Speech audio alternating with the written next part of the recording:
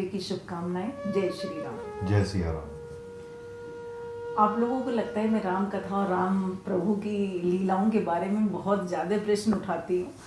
आपको लगता है कार्तिक जी ऐसा? नहीं, बिल्कुल। ये तो श्री राम जी की कृपा है कि जो ऐसी जिज्ञासा है आपके हमारे मन में। असल में बात प्रश्न उठाने की नहीं है। मुझे लगता है कि प्रभु जो लीलाएं करते हैं और जब मानव अवतार लेते हैं तो वो हमें उन चीज़ों से कुछ सिखाना चाहते हैं कि मानव जीवन में हमें किन चीज़ों को कैसे अपनाना चाहिए। तो यदि हम उन लीलाओं के पीछे का मर्म समझें तो हम शायद उन चीज़ों को जीवन में ज़्यादा सार्थक तरीके से उतार पाएंगे कि कोई चीज़ है तो क्यों। तो हम लोगों की बात चल रही थी राम जी के वनवास जाने के, जो कैकेयी जी वरदान मांगती हैं, उसके बाद हम उस प्रसंग पर थे।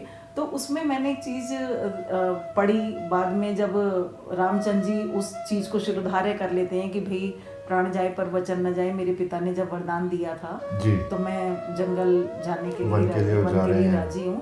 तो जब उन्हें लक्ष्मण जी को ये बात पता चलती है तो पहले तो लक्ष्मण जी माँ कैकेयी के लिए बहुत क्रोधित होकर अपशब्द कहते हैं। तो रामचंद्र जी उन्हें अपने स्वभाव के अनुसार समझाते हैं कि नहीं, वो हमारी माता है और पूजनीय है, वंदनीय है, तो हमें माता के लिए ऐसे शब्द किसी स्त्री के लिए नहीं बोलने चाहिए, फिर वो तो माता है उनके लिए। और फिर लक्ष्मण जी उनसे जिद करते हैं कि मैं भी आपके साथ वन को जाऊंगा।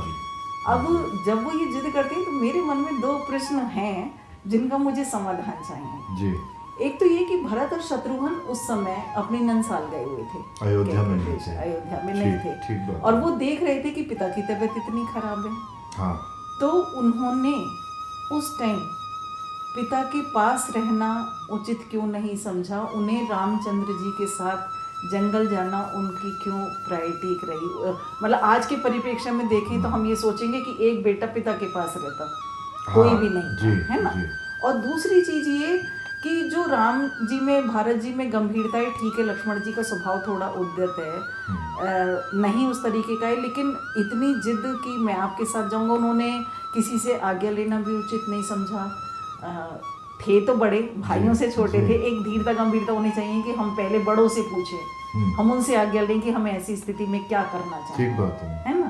तो इस चीज के लिए मैं जानना चाहूंगी। हाँ, ये आपने बात बिल्कुल उचित कही, और ये बात श्री राम जी ने भी लक्ष्मण जी से कही कि घर पे माताएं अकेली हैं, पिता का स्वास्थ्य ठीक नहीं है, भरत शत्रुघ्न भी अयोध्या में नहीं है, तो तुम्हारा यहाँ रहना ज़्यादा ज़रूरी है। एक है कि एक प्रेम कि भाई ठीक है, लक्ष्मण जी श्री राम जी से प्रेम करते हैं, उनके संग जाना चाहते हैं, लेकिन दूसरा है कि हमारा दायित्व क्या है, इस समय क्या ज़्यादा इम्पोर्टेंट है कि आप श्री राम जी के साथ जाएं, या जो इतना पूरा अयोध्या का पूरा एम्पायर है और सबका देखभाल रखनी है, वो ज़्यादा इम्पोर्टेंट है। तो राम जी हर तरीके से ये बात कहते हैं, और लक्ष्मण जी फिर तब भी होता ही है कि चुप हो जाते हैं, व्याकुल से हो जाते हैं, परेशान से हो जाते हैं, उनका मन नहीं मानता। और लेकिन वो श्री राम जी उनके बड़े भाई भी हैं, उनके लिए ईश्वर समान है, तो जवाब भी नहीं दे सकते, चुप हो जाते हैं। लेकिन फिर लक्ष्मण जी बड़े धीरे से बोलते हैं कि भैया कि मेरे लिए तो सब कुछ आप ही हैं, और मैं नहीं जानता कि मेरा क्या दायित्व है, क्या अयोध्या है, क्या माता पिता गुरु, मेरे लिए तो वो सब आप ही हैं। और फिर राम जी समझ जाते हैं कि लक्ष्मण जी मानने वाले नहीं हैं। इसको इस पर्सपेक्टिव से देखिए कि लक्ष्मण जी हैं वो जीव और राम जी हैं परमात्मा। जब एक स्टेज आ जाती है जीव की, साधना करते हुए, भजन करते हुए, वो एक स्टेज पे धीरे धीरे से सीढ़ियाँ चढ़ते हैं, उनके जो अलग अलग जगह जगह अटैचमेंट्स, आइडेंटिफिकेशंस होते हैं, अभिमान होते हैं, अहंकार होते हैं, वो छूटता चलता है कि मैं, मेरापन जिसको हम कहते हैं। तो एक जो ये फाइनल स्टेज आती है उसे हम कहते हैं देहाभिमान, body identification, mind body identification. तो उस समय सबसे कठिन हो जाता है साधक के लिए, जीव के लिए, कि परमात्मा सामने दिख रहे हैं और छलांग लगा, बस छलांग भी नहीं लगानी, बस कदम आगे बढ़ाना है हाथ पकड़ने के लिए। लेकिन जिस शरीर को, जिस मन को हमारे सनातन धर्म मान्यता से हजारों जन्मों से हमने पाल के रखा हुआ है, उसे कैसे छोड़ दें? अटैचमेंट है हमारा। आज हमारा बच्चा ही 4 साल, 1 साल का बच्चा हो जाए तो क्या हम उसे छोड़ सकते हैं? आप अपने जीवन का त्याग कर देंगे अपनी 1 साल भर की बच्ची के लिए। तो सोचिए, जिस शरीर को आप इतने पूरे जीवन साथ रखते हैं, उसे कैसे छोड़ें? तो ये हो जाता है संकट। एक तरफ हमारा आइडेंटिफिकेशन, दूसरी तरफ परमात्मा। पूरी अयोध्या नगरी, उसका वैभव, माता पिता, एक तरीके से वो बॉडी और माइंड ही है। लक्ष्मण जी हैं वो जीव, उन्हें वो सब मिल रहा है, लेकिन दूसरी तरफ है परमात्मा राम। अब वो उस धरा से ऊपर उठ चुके हैं लक्ष्मण जी, ये सांसारिक दायित्वों से। हमारे लिए ये एप्लीकेबल है कि हम ये देखें कि हमारी क्या रिस्पॉन्सिबिलिटी है, लेकिन लक्ष्मण जी के लिए नहीं है एप्लीकेबल। वो तो श्री राम जी के ही अंश हैं, उनके ही भक्त हैं, उन्हीं का संग है। उनके लिए तो जहाँ श्री राम जी वहीं अयोध्या है, जहाँ श्री राम जी वहीं माता पिता है, वहीं गुरु हैं। वो और किसी को नहीं पहचानते, और ऐसा लक्ष्मण जी के साथ बचपन से ही था। ये बात समझना हम लोगों के लिए, जो एवरेज हम एक वर्ल्डली वे में चलते हैं, एक व्यवहारिक जीवन में हैं, बहुत मुश्किल है। ये हायर स्टेज की बात है।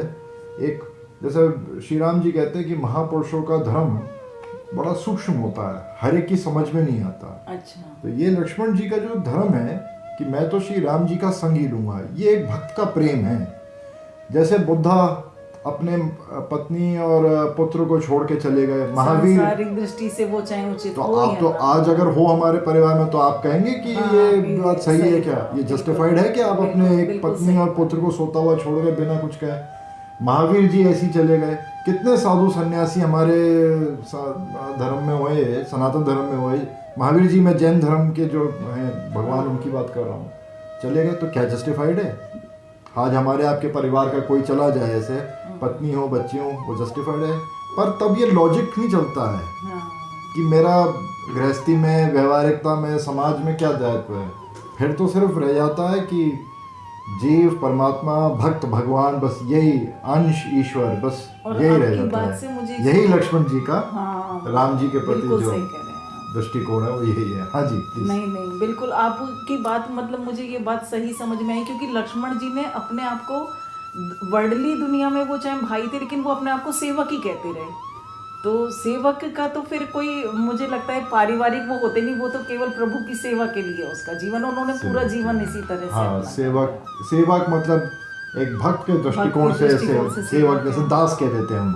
अक्सर हमारे यहाँ वैष्णव जो संत भक्त रहे हैं, वो नाम के आगे दास लगा देते हैं। तो वही है, मतलब वही आपने जो कहा वही ठीक बात है कि जो दास्य भाव है भगवान के प्रति, तो ये सेवा का भाव है। तो ये सेवक का काम है कि अपने प्रभु को बस किसी तरह से सुख में वो लाएं, कोई एक्सपेक्टेशन ना हो, अपना कुछ भी ना माने। उसके लिए दुनिया क्रिटिसाइज भी करे तो भी मतलब उन्हें नहीं, उनकी प्रायोरिटी सिर्फ उनके जो स्वामी है श्री राम जी, बस वही है। वो तो अपनी पत्नी उर्मिला जी के बारे में भी नहीं सोच रहे लक्ष्मण जी, अपनी माता सुमित्रा जी के बारे में भी नहीं सोच रहे हैं, वो किसी का नहीं सोच रहे हैं। उनकी तो जैसे एक ब्रेन वॉश्ड बच्चा होता है, चाइल्ड, कि भाई मैं तो बस इनको जानता हूँ, यही है बस मेरा। छोटी बच्ची 1-2 साल की है, तो उस समय उसके लिए सिर्फ माँ की गोद ही इम्पोर्टेंट है। उससे क्या तुम्हारा घर गाड़ी ले रहे हैं, उससे क्या फर्क पड़ना है। तो जो ये प्रेम है, भक्ति का भाव है, वो ये शिशु का ही भाव है। जैसा एक बच्ची में, छोटे बच्ची में, बेबी में अपनी माँ के लिए होता है, वही भक्ति भाव है। वही भाव तो भक्त जागृत करता है, अपना पाता है अपने अंदर, अपने इष्ट के लिए, अपने प्रभु के लिए। और क्योंकि इतना सरल है, इतना मासूम है, इतना इनोसेंट है, इस वजह से हम जैसे जो चलाक बुद्धि, स्वार्थी बुद्धि वाले लोग हैं, कर नहीं पाते। तो ये भाव पे लक्ष्मण जी पहुंचे हुए हैं, इस वजह से। यानी उन्हें प्रभु राम के अलावा कुछ भी नहीं दिख रहा, कुछ भी नहीं दिख रहा। उनके लिए बस वही इम्पोर्टेंट है, वही उनके भगवान है, वही स्वामी है। लेकिन जाते तो हैं, जाते हैं फिर लक्ष्मण जी श्री राम जी के संग जाते हैं फिर। अच्छा, नहीं मतलब वो माता से आज्ञा लेने जाते हैं। हाँ, फिर ऐसा होता है कि राम जी फिर उनसे कहते हैं कि ठीक है तुम्हें चलना है, तो आप जाइए और सुमित्रा माँ से आज्ञा लेकर आइए। अच्छा। अब ये राम जी की बड़ा एक मास्टर स्ट्रोक है। अच्छा। श्री राम जी जानते हैं कि माता सुमित्रा जिस कैटेगरी की भक्ति में हैं, जिस लेवल की भक्ति में है, वो कंपैरिजन नहीं है, लेकिन श्री लक्ष्मण जी से और एक कदम आगे ही हैं। और उनका भेजने का पर्पस यही है। एक दृष्टिकोण से तो ये लगेगा ठीक है आपकी अपनी जननी है, इस वजह से आप आज्ञा लेकर आइए, उनकी आज्ञा हो तो आप के साथ चल सकते हैं, ये तो बात ठीक है। लेकिन इसके पीछे जो छुपा हुआ भाव है श्री राम जी का, वो ये था कि आप ये देख कर आइए कि आपको ये लगेगा ना कि मैं बहुत बड़ा त्यागी हूँ। लक्ष्मण जी के अंदर ये भी अहंकार एक आ जाता है, त्याग का अहंकार, कि मैं सबको छोड़ के राम जी के साथ जा रहा हूँ, तो इसका भी एक अहंकार आ सकता है। वो अहंकार प्रभु नहीं चाहते उनके भक्त में रहे, इस वजह से वो सुमित्रा जी के पास भेजते हैं लक्ष्मण जी को कि देख कर आओ, अपने आप ऐसा होगा कि तुम्हें पता चल जाएगा कि तुम्हारा त्याग तो कुछ भी नहीं है जो माता सुमित्रा का त्याग है। कैसे? नेचुरल सी बात है कि ये सवाल आएगा कैसे। तो जब लक्ष्मण जी ये बात डरते डरते सुमित्रा जी को बताते हैं कि डर मतलब इस चीज का कि कहीं माँ मना ना करे, माँ मना न कर, रोक ना ले, अच्छा, ऐसे ऐसे बात है। तो आप सोचिए सुमित्रा जी का फर्स्ट रिएक्शन क्या हुआ होगा। जैसे ही उन्होंने सुना लक्ष्मण जी कह रहे हैं कि मैं राम जी के साथ वनवास में जा रहा हूँ, अभी तक सुमित्रा जी को कुछ नहीं पता कि क्या हुआ है, कैकेयी जी ने क्या किया है, कुछ नहीं पता है। वो तो अपने कमरे में थी और वो आए हो। फर्स्ट रिएक्शन क्या रहा सुमित्रा जी का? मतलब एज अ मदर आपका क्या रिएक्शन होगा? एज ए मदर यही होगा, हम तो कहते हैं कि पिता की तबीयत खराब है, यहाँ पर कोई है नहीं इतने बड़े राजकाज को देखने वाला, तो आप यहीं रह जाओ। हाँ यहीं रहना और चाहिए। यही तो सुमित्रा जी की मानता है जो सिर्फ श्री राम जी जानते थे। उन्होंने कहा कि तुम तो लक्ष्मण जी, मैं समझती थी कि तुम तो सच्चे भक्त हो, पर तुमने तो यार अच्छा नहीं करा ये, तुम्हें आवश्यकता क्या थी मुझसे आके ये बात पूछने की? अच्छा, ये बोलती हैं वो। सुमित्रा जी ये लक्ष्मण जी से कहती हैं कि तात तुम्हारी माता वैद ही, पिता राम सब भांति स्नेही। तो जब ये बात तय हो चुकी है, आज से नहीं जब से तुम्हारा जन्म हुआ है, तो आज क्या आवश्यकता है कि तुम जो मुझसे पूछने आ गए कि ये मैं जाऊं या नहीं जाऊं? अरे तुम्हारा तो जहाँ श्री राम और सीता जी हैं वही तुम्हारे लिए अयोध्या है, वहीं तुम्हारे माता पिता है, और मैं तो तुम्हारे एक शरीर की माँ हूँ। अब ये थोड़ा आगे स्पिरिचुअल बात में सुमित्रा जी कह देती हैं, इसी जन्म की हूँ, ये तुम्हारे जन्मांतर के हैं, तो इन्हीं के साथ तुम्हें जाना है। और लक्ष्मण जी एकदम सरप्राइज हो गए कि मैं तो क्या सोच के आया था कि माँ मुझे रोकेंगी और कैसे होगा। यही प्रभु सिखाना चाह रहे हैं। ये अब लक्ष्मण के लिए आई ओपनिंग था। ठीक है, तुमने त्याग कर रहे हो, तुम ऐसा चल रहे हो, लेकिन ये समझ के चलना कि किनको छोड़ के जा रहे हो सुमित्रा जी को। उनका त्याग, उनका भाव बहुत उच्च कोटि का है। तो इस तरह से फिर सुमित्रा जी और लक्ष्मण जी को विदा कर देती हैं। एक सवाल आगे इसमें ये भी आ सकता है कि यार श्री राम जी को ये ज़रूरी नहीं था कि वो भी सुमित्रा जी के दर्शन करके जाएं, वो भी तो उनकी माता है। हाँ, वो कैकेयी जी से तो मिलके ही गए, कौशल्या जी से आज्ञा ली, सुमित्रा जी से क्यों नहीं मिले? आप मन की बात समझ गए। हाँ बिल्कुल।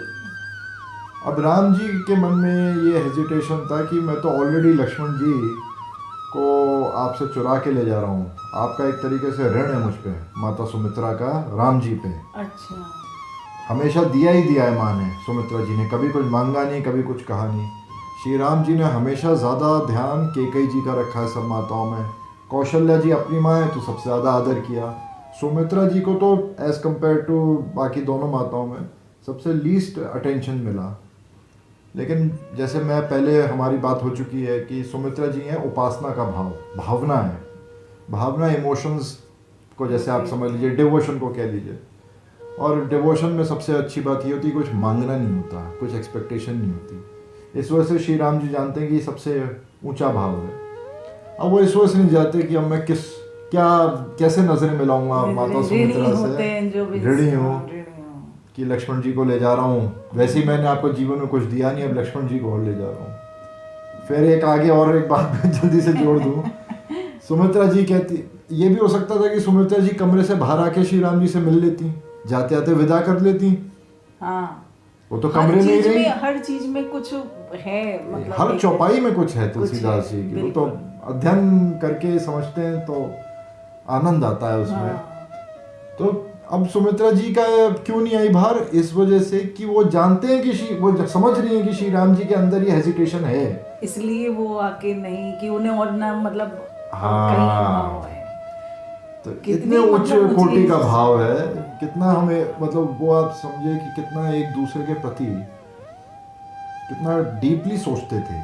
आज कौन हम सोचते हैं हम और आप इस तरह से कि इसीलिए रघुकुल जैसा परिवार दोबारा हुआ ही नहीं, हो ही नहीं सकता। वो तो ईश्वर की लीला है, राम लीला है। हमें तो इस परिवार की यही सब बातों को करके, पढ़ के, समझ के, जितना अपनी लाइफ में हम एब्जॉर्ब कर सकें अपने परिवार में, वही हमारा काम है। और हर कैरेक्टर देखिए कितना भावना प्रधान है।